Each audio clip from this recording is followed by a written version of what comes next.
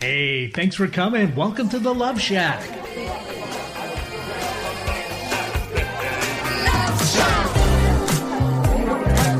Hey, welcome to the Love Shack. It's a little old place where we get together and explore fresh perspectives. And man, do we have a good one for you today.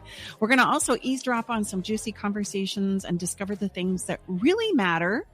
And we're going to also have a little fun along the way. This is episode number 79, How to Spice Up Your Relationship with Bonding Based Lovemaking. Have you ever heard of it?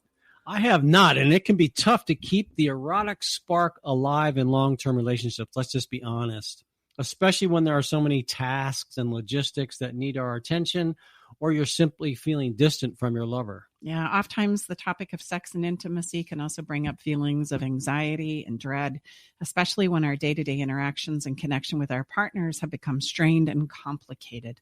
Sex is usually the first thing to wane or stop altogether as the closeness that you once felt with your partner begins to fall away.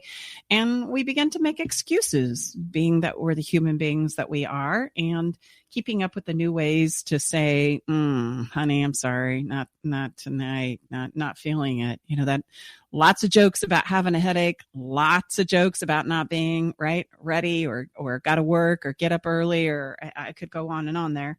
What's also frustrating is when you feel like you want to be intimate, but you don't ever feel like those needs get met. That also can set in some anger, some frustration, some resentment. And over time, these are the things that break down our relationships. As Stacey just mentioned, have you ever heard of bonding,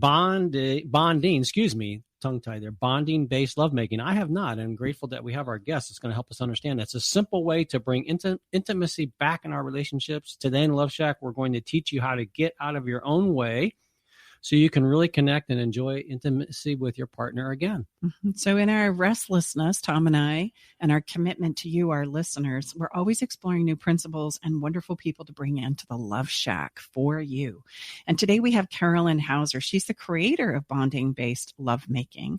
And she's joining us on the show to talk about this innovative approach to moving forward and healing some of our sex and intimacy challenges that come up in our relationship. So if you're ready to spice up your relationship and finally stop the challenges that you may be experiencing right now in your love life, I want you to know this episode is for you. And Carolyn will be with us right back after we take a short break. Stay tuned.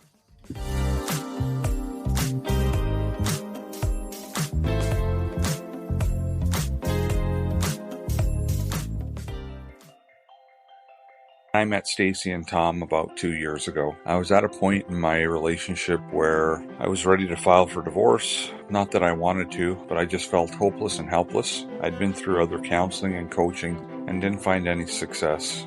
With Stacey and Tom's methods, I was able to eliminate insecurities, set boundaries, plant my flag, eliminate rabbit holing. I was separated from my wife for a year, and I have since moved back home for the last 6 months now. I still refer back to a lot of the teaching that Stacey and Tom provided, and it's helped me. It's well worth it. Learn the simple 3-step system to rescue your struggling relationship by registering for Stacey's brand new free workshop. Reserve your seat by going to staceybartley.com/workshop.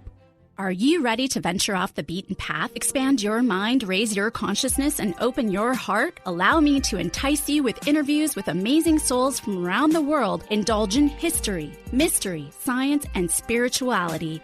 There's weekly skin tips, live esoteric readings, and answers to life's burning questions. So come join me, Sakura, your host, intuitive medium and spiritual hypnotherapist, each Wednesday at 2 to 3 p.m. right here on KKNW for Love from the Hip. Hey, babe, did you know that the average couple spends only 2 hours a day with each other, and the majority of that time is spent eating, watching TV, and surfing social media rather than connecting with each other? And if children are involved, my gosh, it's even less time than that. I know, babe. That's why you created our conversation cards for connection, because they're the perfect conversation starter. So the next time you're sitting on the couch, rather than turning on the TV or grabbing your phone, pull out a card and get ready for some good old-fashioned laughter and love and connection. Yeah, you can get your cards at staceybartley.com. Organic, free range, and fresh daily. Alternative Talk 1150. Welcome back inside the Love Shack. We are your hosts, Tom and Stacey Bartley, episode 79, and thanks to our engineer, Eric Ryder. And today we are talking all about lovemaking. Mm-hmm. And if you're looking for ways to spice up your relationship currently, this is a conversation that is going to be a game changer for you. Together, we are going to embark on a conversation about bonding-based lovemaking. We're going to cover how to bring stability, harmony, and romance back into your intimate relationships to help you overcome the destructive patterns of sex that lead to us becoming roommates instead of lovers. We have with us in the Love Shack, Carolyn Hauser. She's a German-trained naturopathic doctor, a humanistic psychotherapist, and a family constellations facilitator. She's also the author of the award-winning book, Blossom, Your 7 Steps to Sexual Healing, and the creator of the Pleasure IQ and Blissful Marriage Method. Carolyn's also an internationally recognized speaker and teacher on the subjects of spirituality, relationships, emotional healing, and of course, our topic of conversation today, bonding-based lovemaking. Carolyn, welcome to the show. It's so great to have you here with us today. Thank you so much for having me. Hey, I want to jump into our first question, which is, how did you personally become interested in bonding-based lovemaking yourself? Where does this come from? Well, it came from a lot of desperation. I relate. I so relate.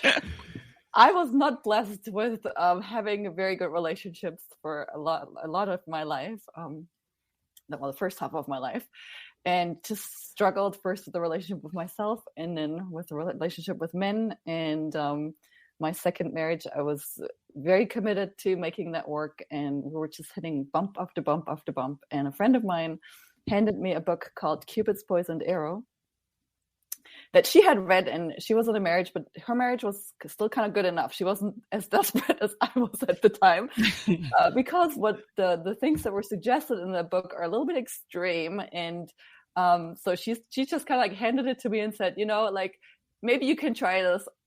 It sounds too out there for me. Like, why don't you go ahead and try it and then come back to me and tell me? So that's kind of like how it came into my life. And I was desperate enough to read it and what the woman was sharing. And her book sounded very much like my story, where relationships would start out great. I have no problem attracting guys, but then making it last and making it stable was just out of my reach.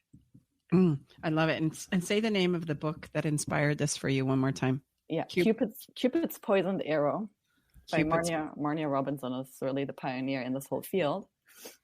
Wow. I'm right. So you read that book, and then from that is the genesis from where we are today, and your specific frameworks and strategy.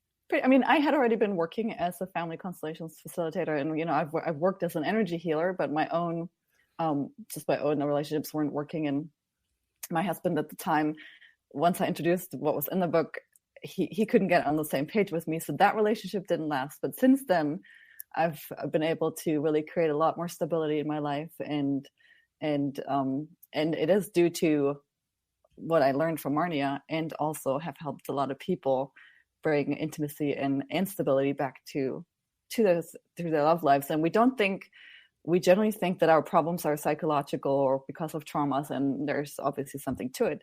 But what Marnia was suggesting is that our problems actually come from biology and neuroscience.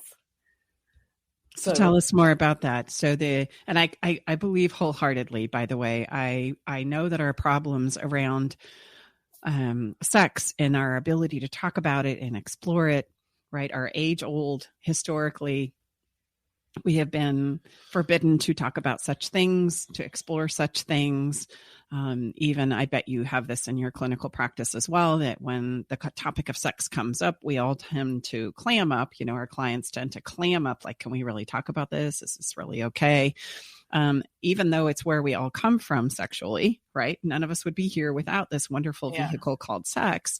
Because of our religious and family of origin programming, we tend to feel it's a taboo subject. And I think in a large part too, and one of the reasons why I was so excited to bring this conversation conversation to our listeners is trying to open up those conversations around sex, right? Because they are the things that we can, if we have the conversations about sex, we can get better at this. We can understand it for ourselves. We can adopt an identity of who I am sexually and where I want to go with this and how I want to show up in this. And I can explore this with my partner. And a lot of people don't also understand that sex is a great vehicle for self-exploration, right? With myself and my partner.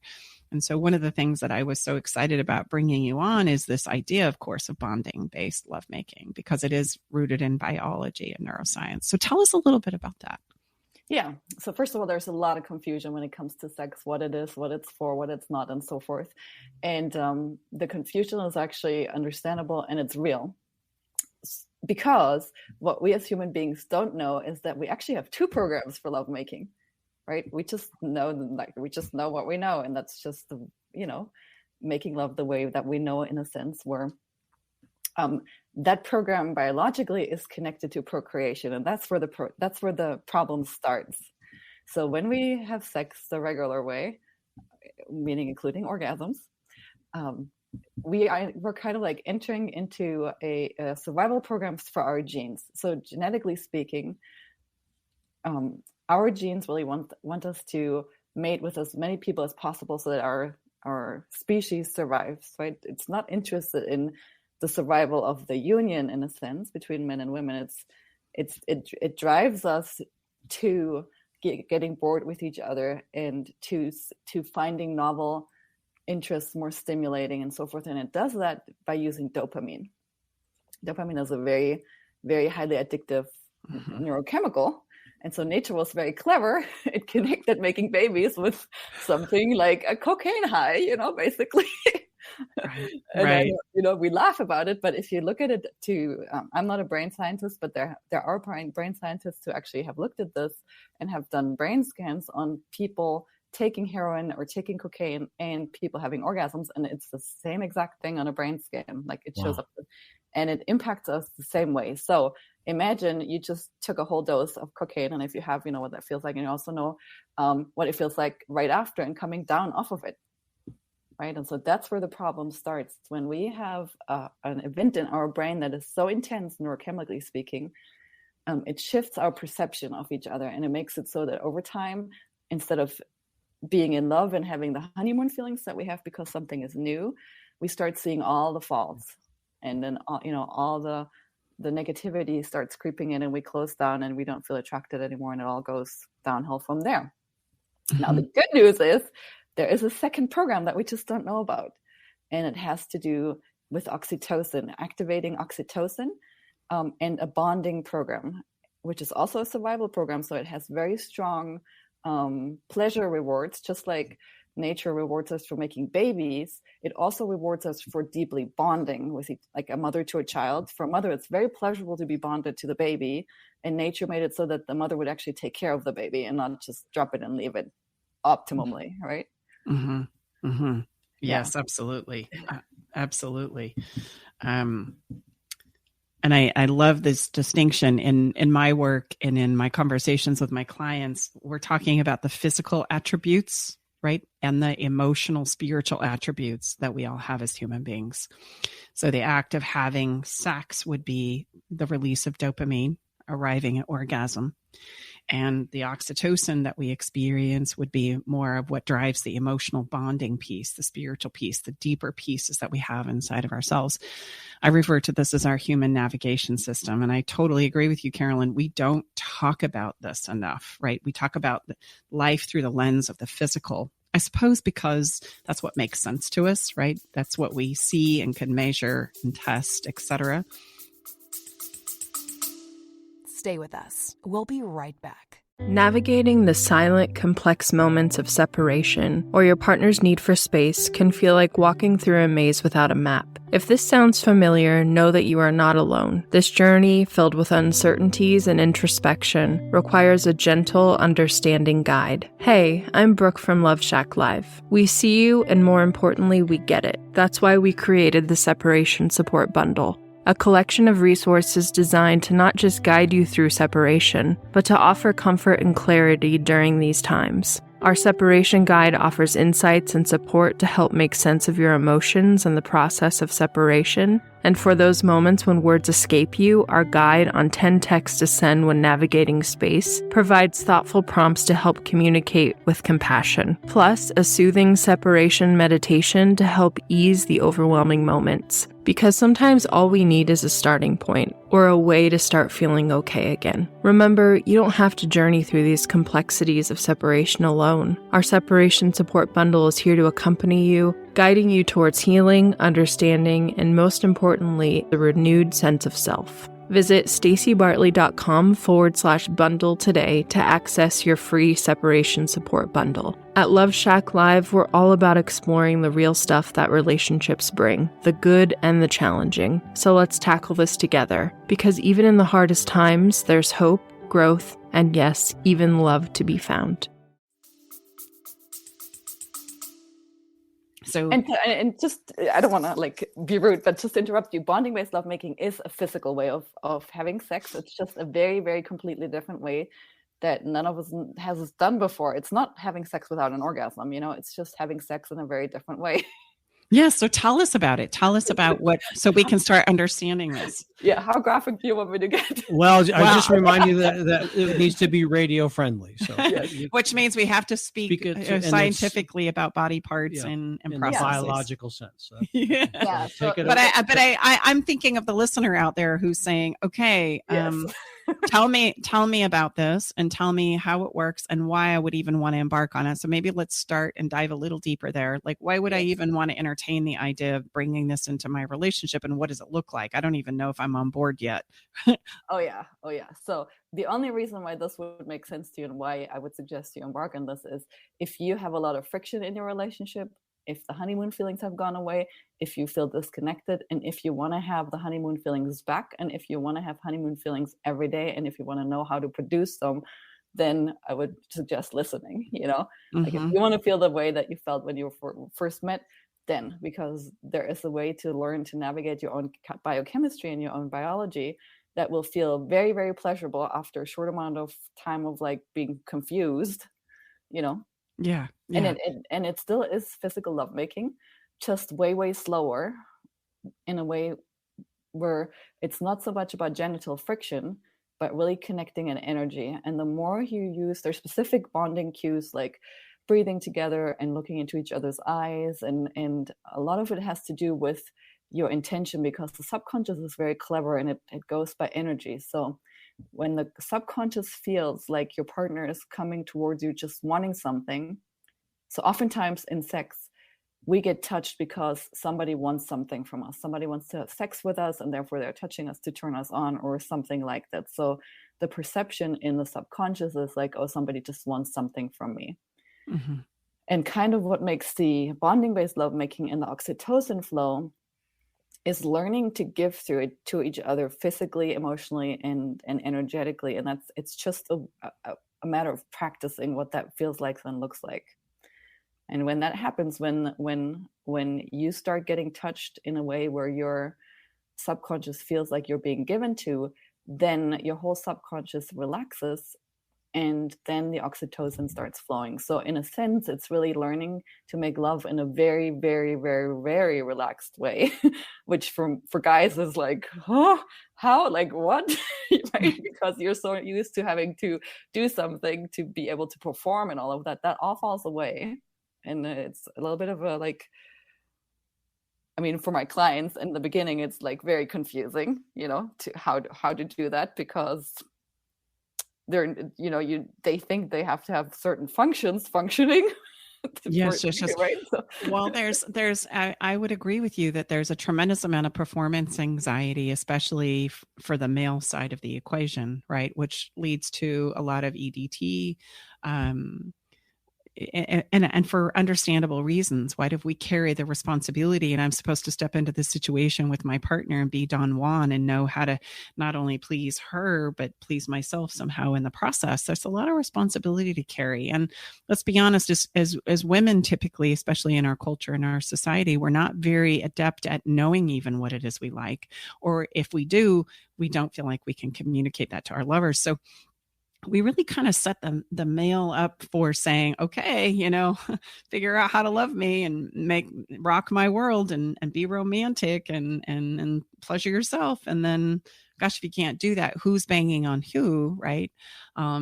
So common. It's the man trying to get the woman to engage or he's trying to push it away because of the performance anxiety. And then we get to start to understand why porn and masturbation and all those kinds of things in isolation are preferable to the responsibility emotionally and the weight that I carry on my shoulders to, show up and be this Don Juan lovemaker, right?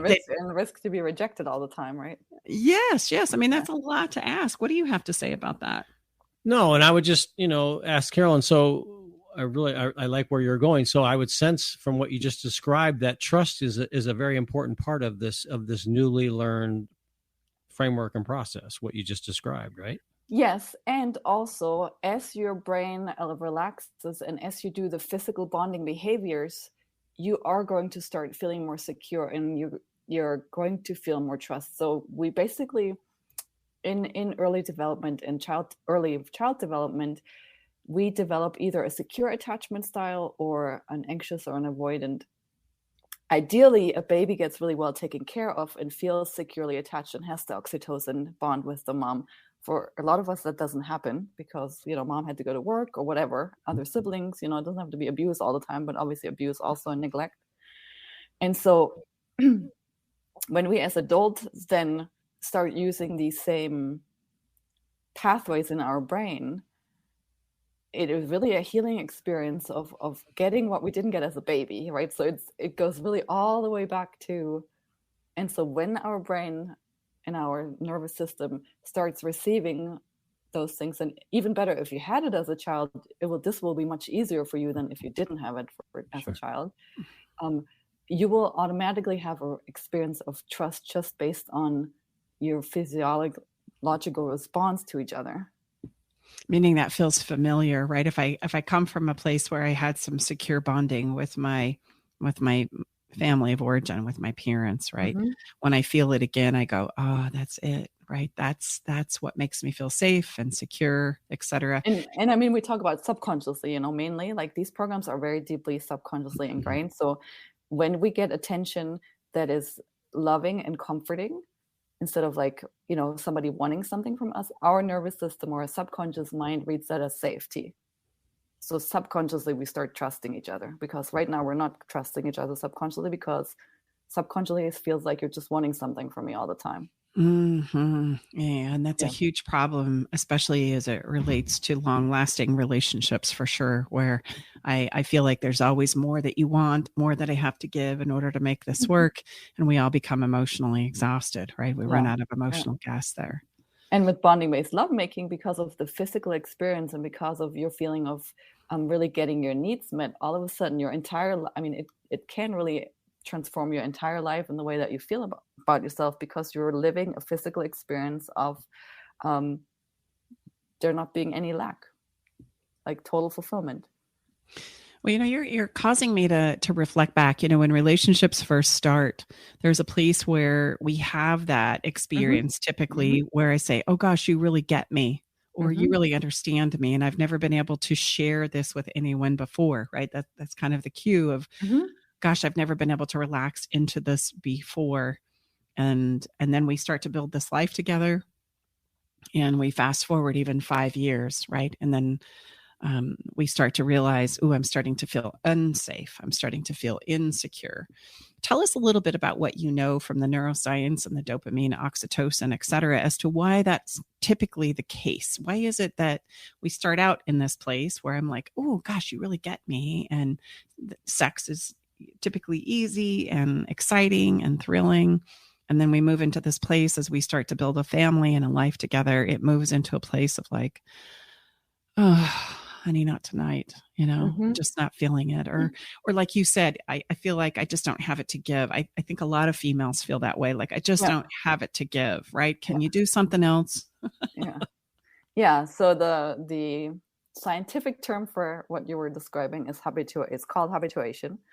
And the biological reason for this is that we are programmed to find novel mates interesting. right? So when we first meet somebody that's compatible with us, we have a whole kind of different chemical cocktail in us because of the novelty of it, and because nature wants us to like bond and make babies, right? And so in the beginning, it's very enticing, and they have done studies with rats where rats are pair bonding animals, where the guy could have had as much sex with his wife as he wanted. In the beginning, it was fine, and then he got tired and super not interested, and then they would just put a young fertile new rat in it, and he was ready to go and like go for days, and like all of a sudden his disinterest and tiredness and depression was completely gone just because a new fertile female was introduced. And then he would get used to her again, and the same thing would happen, and you would just see him like being totally disinterested, and then you put a new one in front of him and he would just totally perk up. And not that we're like rats, but we're also mammals and very similar in that sense. And so when we are in the procreation program, meaning where we have lots of orgasms, then this is what happens. We habituate to each other because we're literally just using the procreation program and not the bonding program. If we know about the bonding program and learn how to use it, then we can totally escape all of that.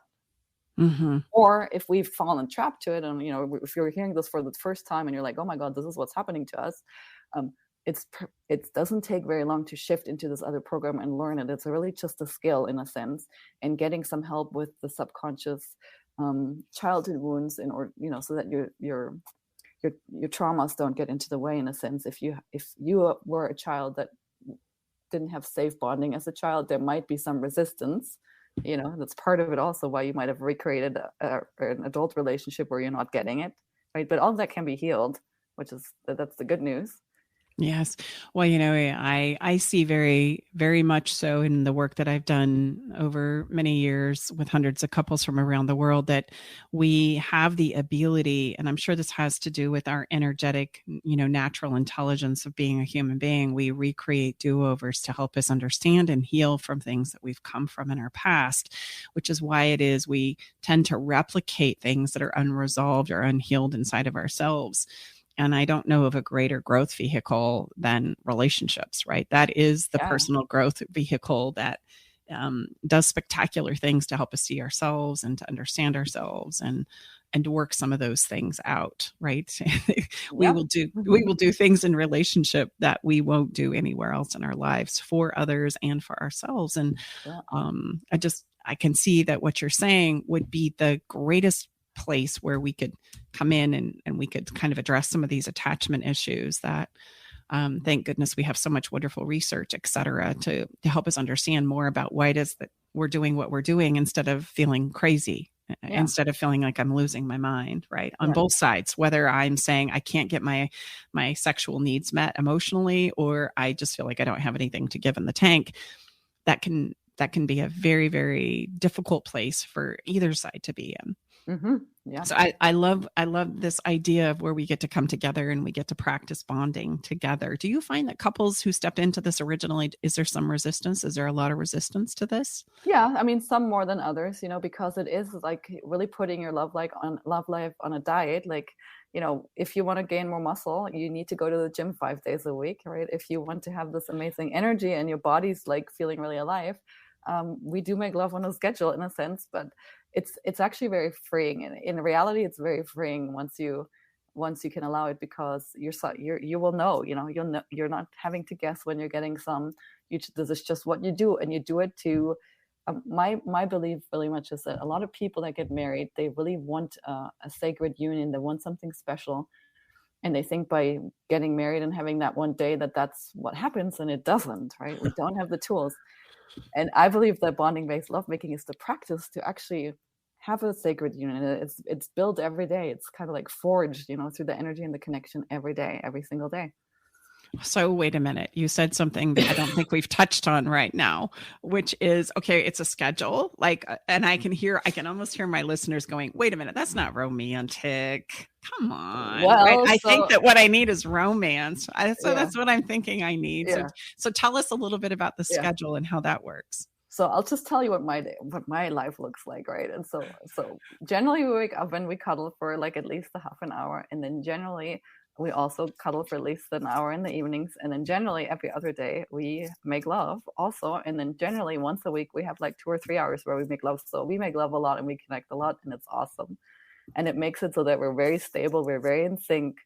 We have no communication problems when we stick to it. When we don't, we have all the other problems that other couples have. And it's like, you can see it immediately. Like when we fall into the other, because every once in a while we're like, oh, it's going well, and let's just try again, let's just see what an orgasm feels like. And then inadvertently for 2 weeks, we can't hear it. Like we can't hear what the other person is saying. Everything's triggering. It's like, what just happened? Like we don't normally have problems, and all of a sudden now we have problems. Like what happened? And I mean, I have enough experience to know what happened. It's just my chemistry is off. And yeah. So oh, wow. So do you never, when you're engaged in the act of lovemaking, there's not an orgasm that happens in the cuddling and the bonding method? Ideally not. I mean, sometimes, you will get too excited, but ideally you learn to make love in a way where you're not missing anything, where you're very happy, because when you make love in a more gentle way, your genitals start to be more desensitized, and even just like this, like feeling a penis and a vagina, the skin on each other inside basically, or on the outside, starts to feel very, very pleasurable, right? So the pleasure is not coming from the friction anymore. It's coming from the skin getting more sensitive, and it's almost like a more electrical charge that you start feeling, and your entire body and your skin become more sensitive and more tuned into each other, and we're kissing like feels amazing. Remember when you were a teenager and like kissing was like, oh my God, you couldn't stop for hours, right? That kind of thing. Mm-hmm. I do remember that, actually. Do you remember that?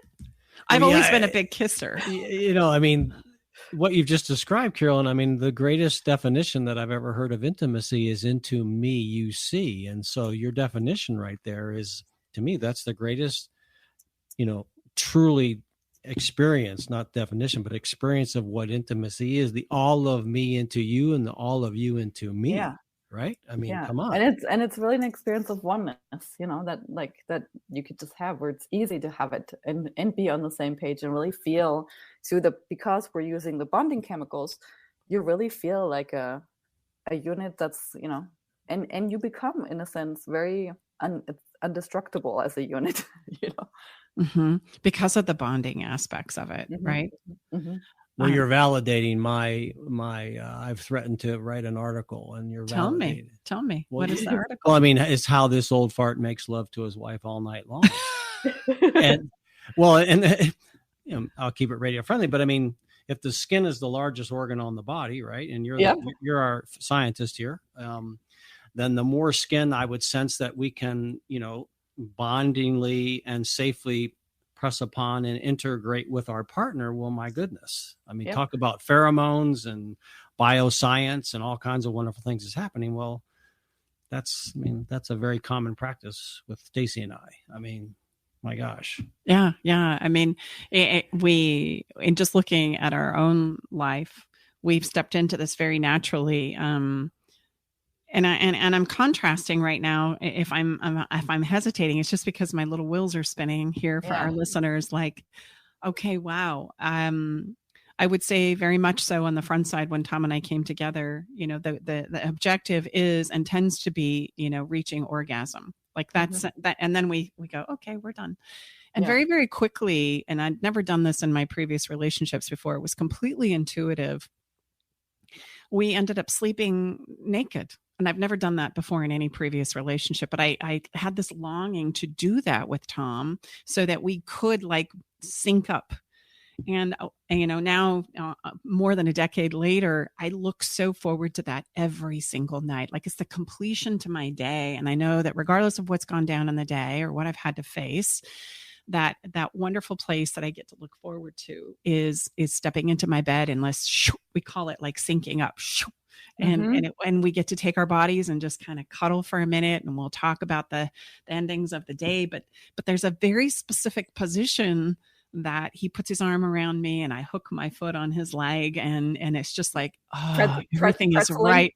Yes. It's like, everything is right with the world right now. Exactly. That's what I say, I know that like when I'm there, then I know everything is right in my world. Like, but I mean, what an incredible, scientific confirmation. Again, if you can get science to work for you, right, Carolyn? My gosh, you're incentivizing how we're designed. Yes, and actually, one of my clients yesterday shared. My clients know that I'm like I'm a nerd on this topic, and somebody found a study that the only hormone connected to longevity and you staying young is oxytocin. So there's a lot of benefits, health benefits, energy benefits.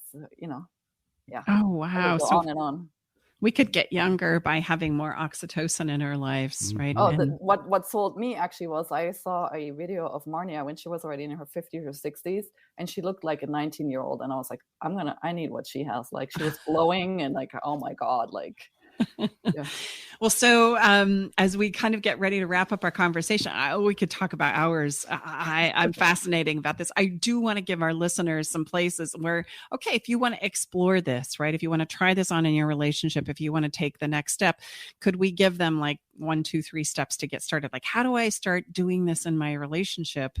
And maybe I'm really I know we're at odds or there's a bit of disconnection between us. How do I easily and simply start stepping into maybe exploring if this is something that would work for my relationship or not?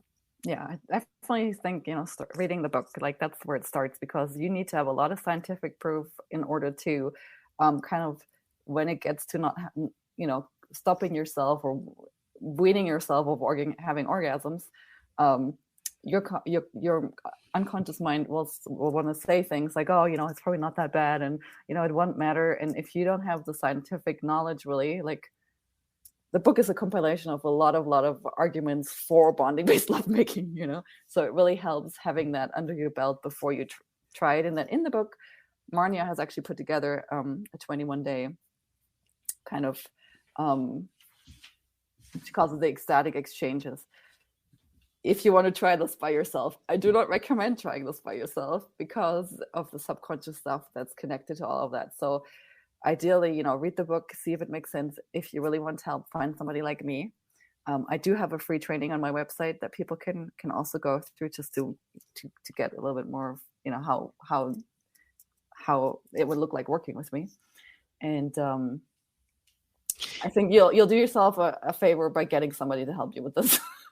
Yeah. Did you end up having somebody that kind of mentored you through the process originally? No, but I've made it took me 4 years to really get it, and a lot of heartache and trials, and because I was also dating and single, and you can only practice this when you have somebody. And how do you introduce this to somebody when you're like single, right? And you're like, right. So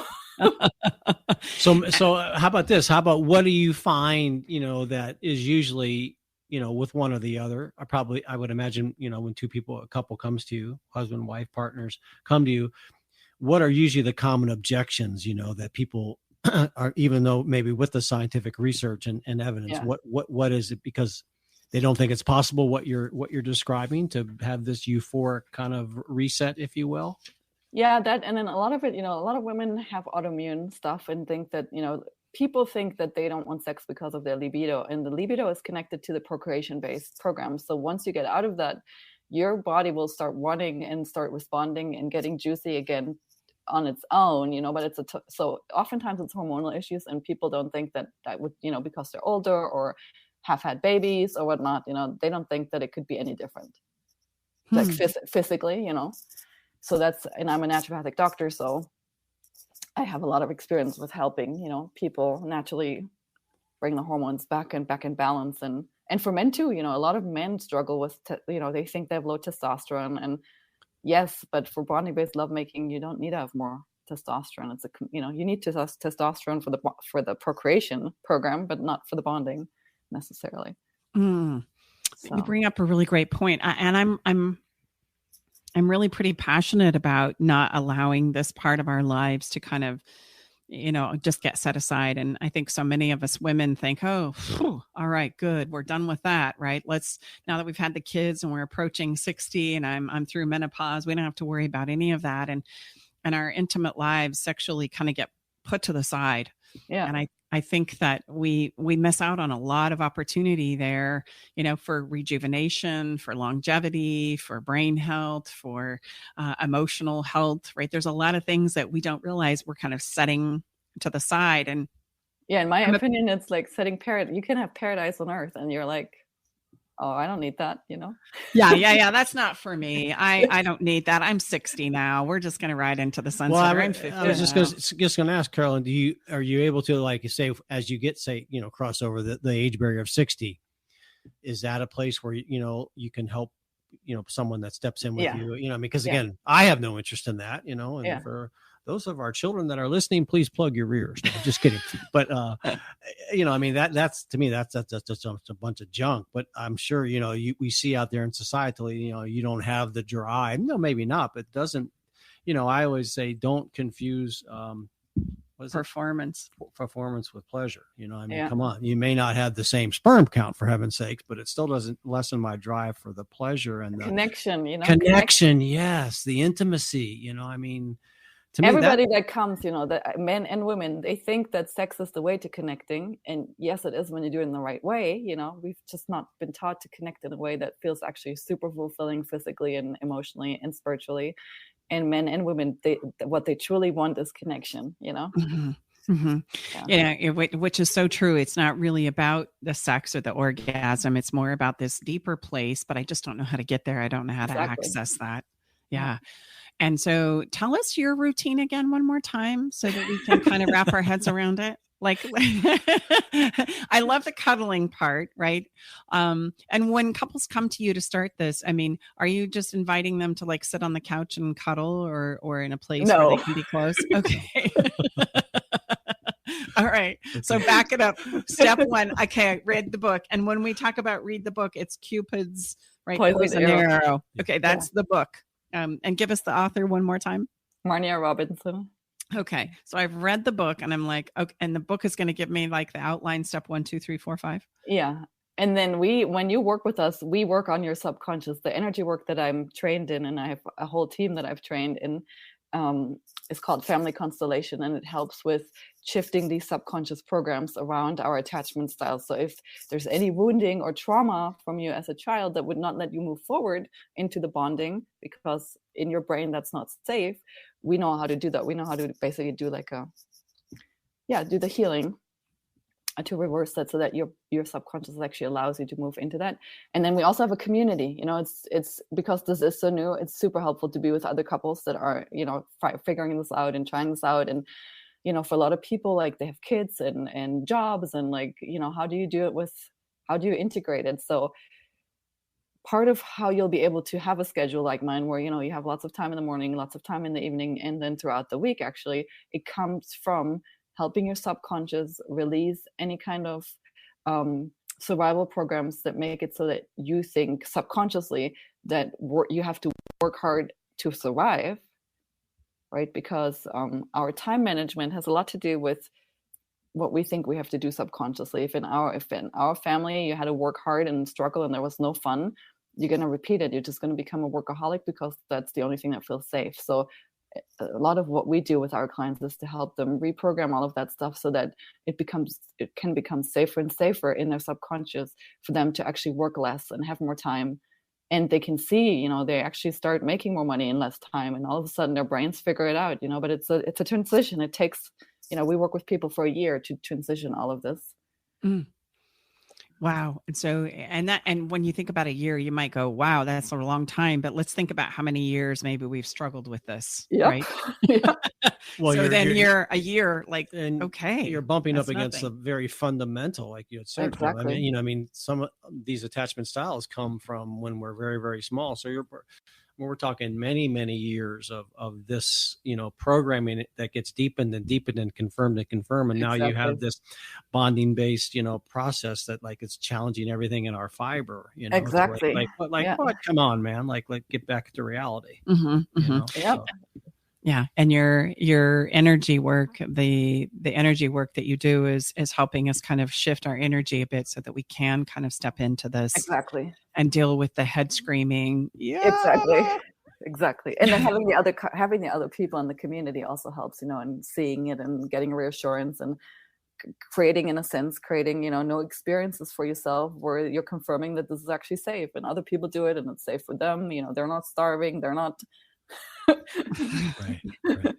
Being on the street all of a sudden, And they had similar challenges when they first stepped into it as well. Because I think many times we often think we're the only ones that has that problem, right? Yeah. I mean, so. Yeah. So in a nutshell, then, bonding based lovemaking is a place where we get to bond physically, right? And we might even have intercourse, but the idea is we don't need to reach orgasm, because is that where our brains kind of cross the line in regards to the oxytocin release and the dopamine release? Do we have to release dopamine in order to have an orgasm? The feeling of orgasm, we only have that feeling because it's a dopamine release. It's a high. It's the only natural high that we can fabricate, other than otherwise we would have to take drugs to have that same experience. Well, so is it in bonding based lovemaking, is there places where it is okay to do that? Or do you find that everything that you've been working on for the long haul breaks down and you got to kind of start from scratch again? Yeah, because you have a totally different chemical cocktail all of a sudden. Once the dopamine high happens, then it takes the brain 2 weeks to get back to just neurostate to normal. Wow, 2 weeks? Seriously? It takes that long to burn off dopamine. And so how do we, then I start to think about lifestyle, and I know we're not going to be able to get into this in our 2 minutes or so that's left, but I start to think about all the places where we get dopamine hits throughout our life, right? It doesn't just happen in orgasm. So, I mean, I can get a dopamine hit on Facebook or shopping or... And all those things generally do not foster real connection, So it is a detox, like it's the entire detox process, and coming back to yourself and what's real, and real pleasure, and getting pleasure from real things. And food is also, connected to it. I mean, there's lots that's connected to it, but aphrodisiacs, I mean, this industry knows this, and they use it to get us hooked in. Yeah. Oh, for sure. And it's almost like you have to play in that world in order to even be able to rise above the noise, right? As we're in the world in which we live in, and things are traveling so fast, and more and more things are done online than they are face to face or in person through our technologies. Yeah. How do you see that playing out as we wrap up here? Well, we're really on a mission to get people back to like a more healthier way of living. Like, too much dopamine is just not good for us. It creates a lot of aggression. It creates a lot of violence. It creates a lot of misperception and lack. And so if we as a society can learn to, as a whole, get off the whole dopamine train and back to something more normal, it will create a much more peaceful world. That's what I believe. I love that. And let's do that. Sometimes I love to do, everybody take a takeaway, right? Like, what is the one thing that we want to leave our listeners with through our conversation today that maybe stood out to us individually or personally? So for Carolyn, I'll let you start. What is something that you want people to remember and take away from our conversation and all that you've shared with us today? That we can, truly have paradise on earth, and it just takes like doing things completely differently than most everybody, but it's never too late. Like, you can, even if you're older or, wherever you are, there is a way to shift this. I love that. What about you, Ben? Well, I would, it's what I just hear overwhelmingly screaming in my subconscious is slow down. That was so well said, Carolyn. We have so much coming at us, and the amount of overstimulation is literally off the chart. So I mean it's what we tell our clients. What do we do when we become a hot mess? What's the very first thing we share with them and teach them? Pause, breathe, because we know from a science standpoint that's going to slow our brain down. We don't need anything to speed us up. I don't, for heaven's sake. I don't think any of us do. No, it's so true. And you kind of somewhat took mine, but it is this idea of being able to slow down and recognize and realize that intimacy happens in many forms, right? And holding and feeling close to somebody is oftentimes way more rewarding than any act of sex that we could do. I know when I work with couples, I have them this practice touching each other because it's been so long, right? Just sit and hold hands or sit close together or hug and just let that be enough, right? And then you can bring in, maybe the kissing and those kinds of things. But like you said, it's always very slow. And there's plenty of time to enjoy it. And I think that's a part too, where we don't really take the time to enjoy, the touch of your hand or the kiss, your lips on my lips, and just really kind of soak that in. So gosh, I would say, like you did, slow down and enjoy these precious things that we have in our lives. And it can make a true difference in regards to not only helping us feel better, but changing our chemistry. Now we know, Carolyn. So, Carolyn, please share with us and our listeners, where can people, find out more about you and your work? Yeah, it's all on my website, carolynhauser.com. Carolyn is spelled Carolin, no E, and then Hauser, HAUSER.com. It's been a pleasure here, Carolyn. I'm sure we can have you come back and we'll have many conversations about this. This is something we offer to our listeners. We're all about helping you explore things that may or may not work for you. This is something that Tom and I realized, oh my gosh, we kind of just slipped into this intuitively. You betcha. Carolyn, thank you so much for you and your words of wisdom today and the work that you do. It improves couples' lives around the world, I'm sure. So have a beautiful week, and we look forward to connecting with you again soon. Thanks for having me. Mm-hmm. We're going to take a quick break here, a really short break, and then we're going to come back with a little bit of fun called Follow the Fun. So take a breath and just think about slowing down, maybe taking a pause.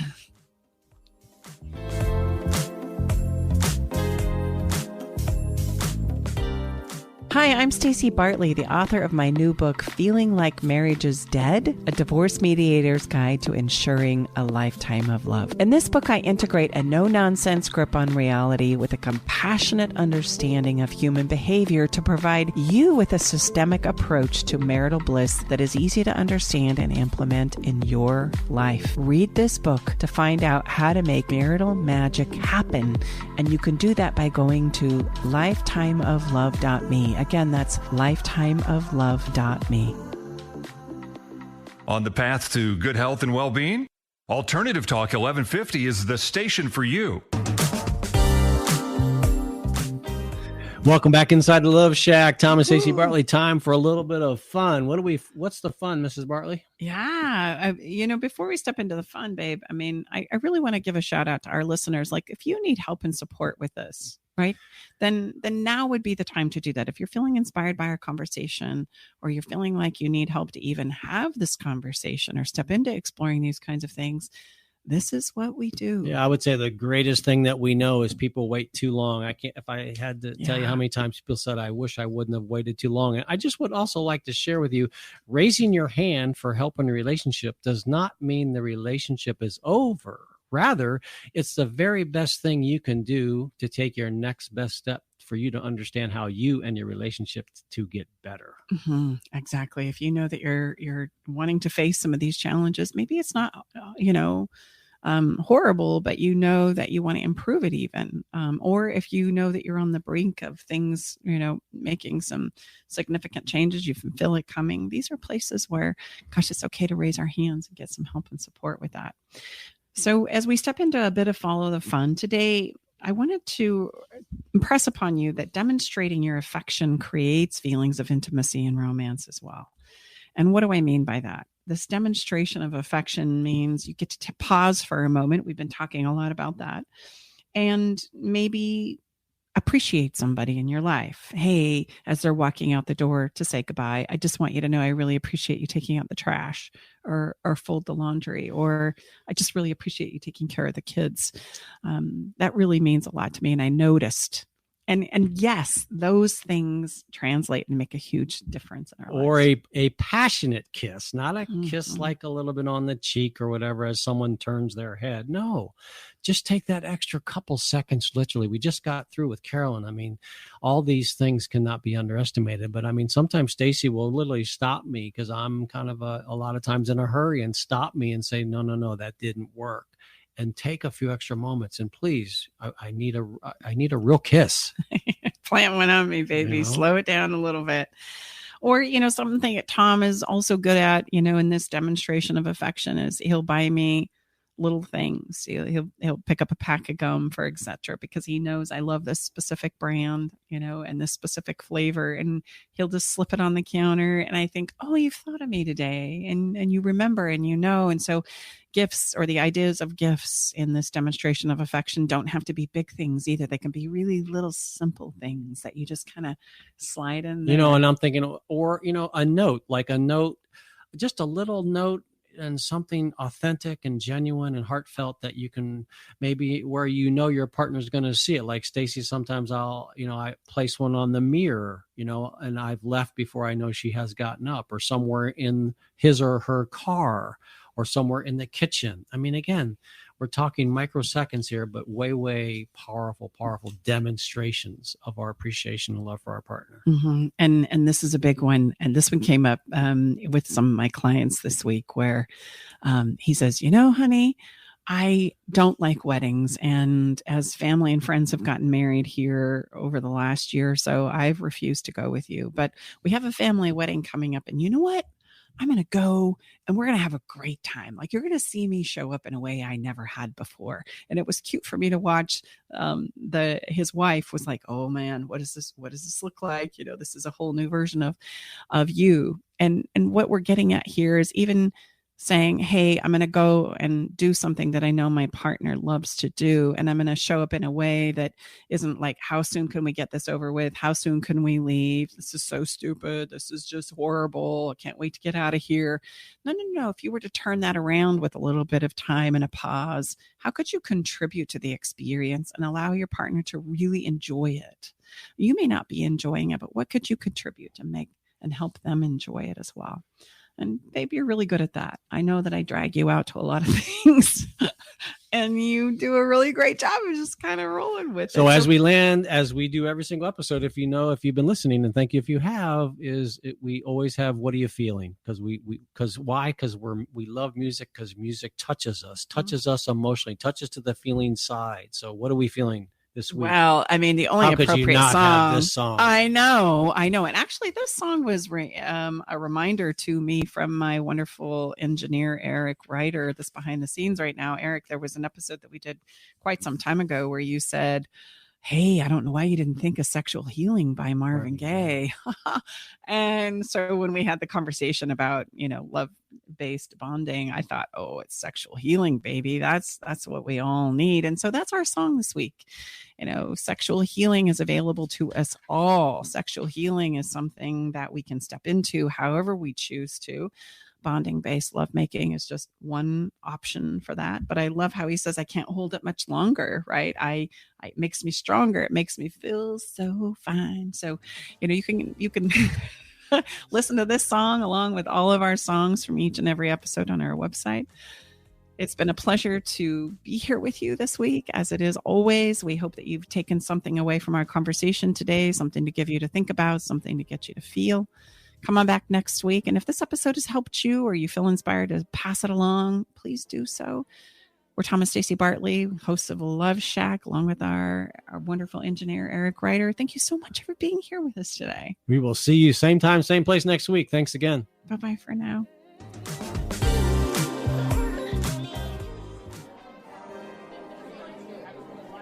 Thanks for joining us today in the Love Shack. We hope you came away with something that made your toes tingle. To learn more about everything you heard on today's show, go to stacybartley.com/podcast. Love the show?